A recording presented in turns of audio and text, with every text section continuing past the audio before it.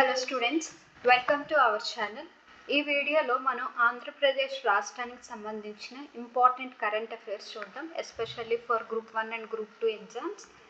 And first current affairs చూసినట్లయితే దివ్య భారత్ అనేది ఏంటి అంటే ఒక బుక్ అనమాట. ఇది ఒక టూరిజం గైడెన్స్కి సంబంధించింది. దీన్ని ఎవరు రిలీజ్ చేశారంటే నీతి ఆయోగ్కి సంబంధించిన సుమన్ బేరీ గారు, అదే నీతి ఆయోగ్ వైస్ చైర్మన్ సుమన్ బేరీ గారు రిలీజ్ చేశారు. ఇదిగోండి, ఈ బుక్ చూసారు ఇక్కడ, దీన్ని రిలీజ్ చేశారు లాస్ట్ మంత్. అయితే దివ్య భారత్ అనేది దానికి వీళ్ళు ఇచ్చిన ట్యాగ్ లైన్ ఏంటంటే a window to the soul of India. అయితే దీంట్లో ఏముంటుంది అంటే అన్ని రాష్ట్రాలు మరియు యూనియన్ టెరిటరీస్కి సంబంధించిన కంప్లీట్ టూరిజం గైడెన్స్ అనేది ఉంటుందన్నమాట. And at the same time year round tourism అనే డీటెయిల్స్ కూడా ఉంటాయి. అంటే ఏ మంత్లో ఏ ప్లేస్ విజిట్ చేస్తే బాగుంటుంది, అక్కడ అకామిడేషన్ ఎలా ఉంటుంది, ప్లేసెస్ ఎలా ఉంటాయి, ఏ మంత్ ఏ ప్లేస్ ఫ్లెక్సిబుల్ అనే దానిపైన డీటెయిల్డ్గా ఈ బుక్లో అనేదాన్ని వాళ్ళు ఉంచారు. అండ్ ఇది నీతి ఆయోగ్ రిలీజ్ చేసింది కాబట్టి ఇది చాలా చాలా ఇంపార్టెంట్. ప్రిలిమ్స్ ఎగ్జామ్కి ఇది మోస్ట్ ఇంపార్టెంట్. దివ్య భారత్ అనేది ఒక బుక్ ఎవరు రిలీజ్ చేశారు అంటే నీతి ఆయోగ్. ఓకే, ఇక్కడ చూడండి, నేను డీటెయిల్స్ పెట్టాను. టూరిస్ట్ డెస్టినేషన్స్ ఏవైతే ఉన్నాయో అవి కల్చర్ అండ్ హెరిటేజ్, ట్రెడిషనల్ క్విజైన్స్, అక్కడ ఆ ప్లేస్లో ఉండే టెక్స్టైల్స్, ఆ ప్లేస్లో ఉండే అంటే చేతి కళలకు సంబంధించిన handicrafts, next icon attractions and hidden gems అనేవి ఈ యొక్క బుక్లో అనేది పొందుపరిచారు. అండ్ దీన్ని ఎలా అంటే మంత్లీ ట్రావెల్ క్యాలెండర్, అంటే ఏ మంత్ ఏ ప్లేస్ బాగుంటుంది అనేది, అండ్ స్టేట్ వైజ్ చాప్టర్, అంటే పలానా ఆంధ్రప్రదేశ్ రాష్ట్రంలో ఏ ప్లేసెస్ ఉన్నాయి అండ్ ఏ మంత్లో ఏ ప్లేస్ని మనం విజిట్ చేయొచ్చు, అక్కడున్న కల్చర్ ఏంటి, అక్కడున్న ఆహారపు అలవాట్లు ఏంటి, అక్కడ ప్రజలు ఎలాంటి వస్త్రాలు ధరిస్తారు, ఇలాంటి డీటెయిల్స్ ఉంటాయి. And at the same time అన్ని రాష్ట్రాలకి కూడా ఇలానే డీటెయిల్గా ఇచ్చారు. And information on the destinations and accommodation, అంటే ఒక ప్లేస్ మనం రీచ్ అవ్వాలంటే ఏ అంటే రైల్ కనెక్టివిటీ, ఏ రైల్వే స్టేషన్కి మనం టికెట్ బుక్ చేసుకోవాలి, then bus pathways and alternative ways, అంటే ఆల్టర్నేటివ్ ట్రావెల్ చేయడానికి ఏదైతే ఉన్నాయో వాటన్నిటి డీటెయిల్స్ ఉంటాయి. అండ్ అకామిడేషన్, అక్కడికి వెళ్ళిన తర్వాత మనకు అకామిడేషన్ అనేది ఎలా అనేది ఇందులో క్లియర్గా ఒక కంప్లీట్ గైడెన్స్ అనేది ఇందులో పొందుపరిచారు. ఇది నీతి ఆయోగ్ రిలీజ్ చేసింది కాబట్టి వెరీ వెరీ ఇంపార్టెంట్. దివ్య భారత్ అంటే ఏంటి అనేది కూడా ఎగ్జామ్లో అడిగే ఛాన్స్ ఉంటుంది. అండ్ నెక్స్ట్ చూసుకున్నట్లయితే సంజీవని హెల్త్ ఇనిషియేటివ్ ఇదేంటి అంటే ఇందులో 2 కాంపోనెంట్స్ ఉన్నాయి. ఫస్ట్ వన్ ఈ సంజీవని టెలిమెడిసిన్ ప్లాట్ఫామ్. ఇదేంటి అంటే ఇప్పుడు ఒక పేషెంట్ ఉన్నారనుకోండి, ఒక పేషెంట్కి తన యొక్క డిసీజెస్ వెళ్ళినా లేకపోతే హెల్త్ ఇష్యూస్ ఏమైతే ఉంటాయి, health issues and cases related, అంటే ఏదైనా టెస్ట్ చేయించుకుంటే దాని రిపోర్ట్స్ ఉంటాయి కదా, అండ్ ప్రిస్క్రిప్షన్, వీటన్నిటినీ కూడా డిజిటలైజ్ చేశారనమాట. ఈవెన్ అపాయింట్మెంట్స్ కూడా, అవుట్ పేషెంట్ ఓపీడీ అంటాం కదా, వాటి యొక్క డీటెయిల్స్ కూడా డిజిటలైజ్ చేశారు. అండ్ ఓవర్ ద కాల్, అంటే మనం అపాయింట్మెంట్స్ అనేవి డైరెక్ట్గా కాకుండా ఓవర్ ద ఫోన్ కాల్ ద్వారా కూడా బుక్ చేసుకోవచ్చు. ఈవెన్ కన్సల్టేషన్స్ కూడా, అంటే డాక్టర్ దూరం నుంచి కన్సల్ట్ చేసే అలాంటివి ఏవైనా డిసీజ్కి సంబంధించి వాటన్నిటిని కూడా over the phone call tackle చేయడానికి ఇది యూజ్ అవుతుంది. అండ్ ఫైనల్గా ఇక్కడ చూసుకున్నట్లయితే సంజీవని హెల్త్ ఇనిషియేటివ్లో 2 కాంపోనెంట్స్ ఉంటాయి. అండ్ ఫస్ట్ కాంపోనెంట్ ఏంటి అంటే ఈ సంజీవని టెలిమెడిసిన్ ప్లాట్ఫామ్. ఇందులో ఏముంటుందంటే all details of the patients అవన్నీ కూడా డిజిటల్గా అన్నిటిని ఒక పొందుపరిచి ఉంటారు. ఈ పేషెంట్కి ఒక ఐడి ఇస్తారు, అంటే డిజిటల్ ఐడి ఇస్తారు. ఆ డిజిటల్ ఐడి ఎంటర్ చేయగానే పేషెంట్ యొక్క ఆల్ డీటెయిల్స్ అనేవి వస్తాయి అన్నమాట. అండ్ దీన్ని ఎవరు ఇంప్లిమెంట్ చేస్తున్నారు అంటే ministry of health and family welfare. అయితే ఈ యొక్క పోర్టల్ లేదా ఈ డిజిటల్ హెల్త్ కేర్ ఇనిషియేటివ్ ఏదైతే ఉందో దీన్ని ఎవరు డెవలప్ చేశారంటే centre for development of advanced computing. ఎవరు అంటే సీడాక్ వాళ్ళు దీన్ని డెవలప్ చేశారు. దీని మేజర్ ఆబ్జెక్టివ్స్ ఏంటి అంటే హెల్త్ కేర్ అనేది ఒక పర్టికులర్ ఏరియాకి, ఓన్లీ అర్బన్ ఏరియాకి రిస్ట్రిక్ట్ అయ్యిందని మనం చాలాసార్లు అంటాము. అలా కాకుండా రిమోట్ ఏరియాస్కి, రూరల్ ఏరియాస్కి కూడా స్ప్రెడ్ చేయాలనేది main intention.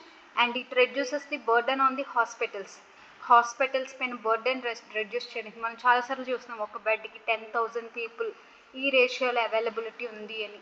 And even ఓపీడీకి long lines ఉండటం వల్ల కూడా చాలా ఇబ్బందిగా ఫీల్ అవుతారు కదా పేషెంట్స్. అలాంటివి అన్నిటిని రెడ్యూస్ చేయడానికి ఈ యొక్క డిజిటల్ హెల్త్ కేర్ ఇనిషియేటివ్ అనేది యూజ్ అవుతుంది. అండ్ మేజర్ ఫ్యూచర్స్ వచ్చేసరికి it provides the free online doctor consultation. ఫ్రీగా ఆన్లైన్ డాక్టర్ కన్సల్టేషన్ ఇస్తుంది. అండ్ ఎలక్ట్రానిక్ ప్రిస్క్రిప్షన్స్, ఒక డాక్టర్ నుంచి ఇంకో డాక్టర్ షిఫ్ట్ అయ్యేటప్పుడు కూడా ఈజీ. ఆ డిజిటల్ ఐడి ఎంటర్ చేయగానే ఇది సరిపోతుంది అనమాట. డిజిటల్ పేషెంట్ రికార్డ్స్, పేషెంట్కి సంబంధించిన ఆల్ రికార్డ్స్ అన్నీ కూడా డిజిటల్గా జరుగుతాయి. అండ్ ఇక్కడ ఇంటి దగ్గర నుంచే ఒక స్పెషలిస్ట్ కన్సల్టేషన్ అనేది పాసిబుల్ అవుతుంది. And at the same time family member registration, అంటే ఎంటైర్ ఫ్యామిలీ అంతా కూడా ఒక సింగిల్ అకౌంట్లోనే రిజిస్టర్ అయ్యే ఛాన్స్ కూడా ఉంటుందండి.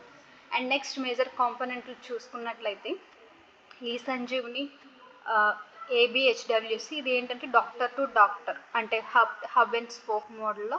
అండ్ దీన్ని ఎలా అంటే used through the Ayushman Bharat health and wellness centres ద్వారా దీన్ని ప్రమోట్ చేస్తున్నారు. నెక్స్ట్ ఈ సంజీవని OPD, మన టెలి కన్సల్టేషన్లో ఓపీని బుక్ చేసుకోవచ్చు, కన్సల్టేషన్ కూడా తీసుకోవచ్చు. దీనివల్ల మేజర్ సిగ్నిఫికెన్స్ ఏంటంటే world's largest government telemedicine platform ఏది అంటే world's largest government telemedicine platform, digital platform ఈ సంజీవని అనమాట.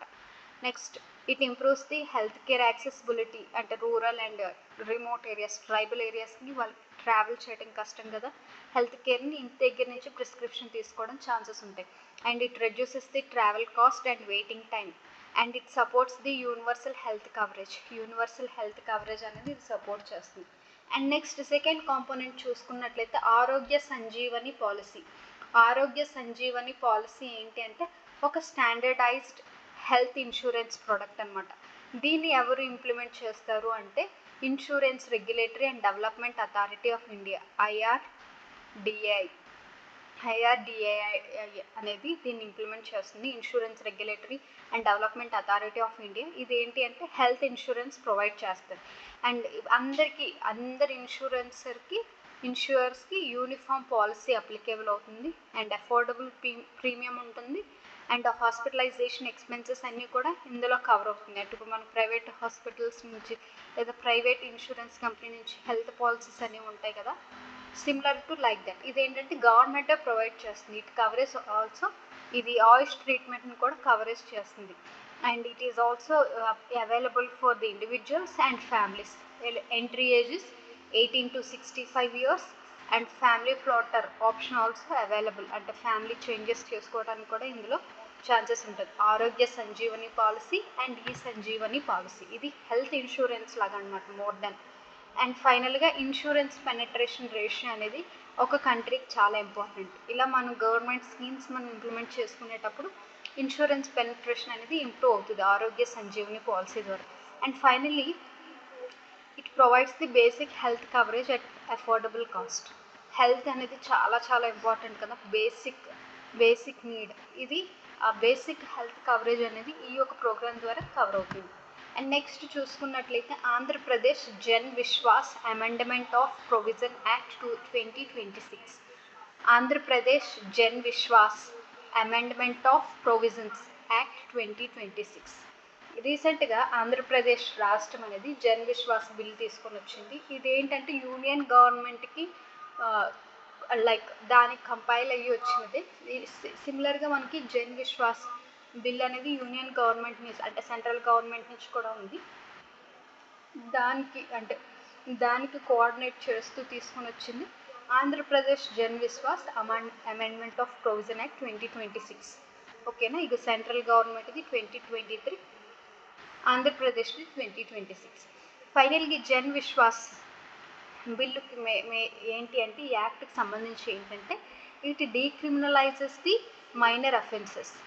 అంతకుముందు మైనర్ అఫెన్సెస్ కూడా మనకి ప్రిజన్లో పెట్టేవారు కదా, అలా కాకుండా వాటిని సింపుల్గా ఫైన్స్ వేసి చిన్న మైనర్ అఫెన్సెస్ని అంటే చిన్న వాటికి పెద్ద సెక్షన్లా కాకుండా జస్ట్ ఫైన్స్ తోటి వాటిని అంటే ఈజీ చేశారు. అండ్ పెనాల్టీస్ని కూడా రేషనలైజ్ చేశారు, కఠినంగా కాకుండా తక్కువ వాటికి పెనాల్టీస్ ఇవ్వడం. And final it improves the business and regulatory environment in the state. ఇక్కడ చూడండి main objectives.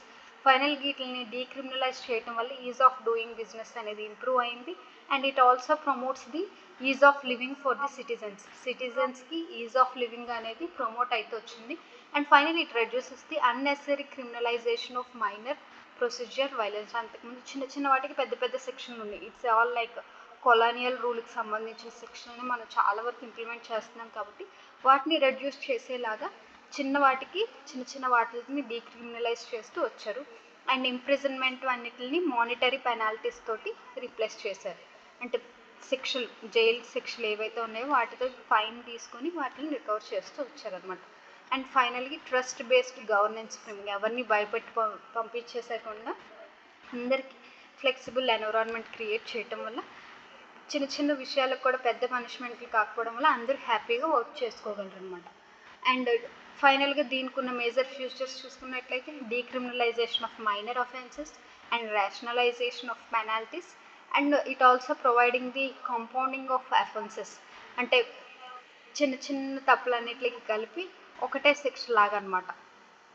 So that it reduces the burden on the citizens, litigation burden on citizens and బిజినెస్లకు సంబంధించి అన్నిటిని గ్రూప్గా కాకుండా ఒక పర్సన్కి సంబంధించి ఆల్ అఫెన్సెస్ అన్నీ కూడా సింగిల్ పేమెంట్ సెటిల్మెంట్తో వాటిని సెట్ చేయడం అనమాట.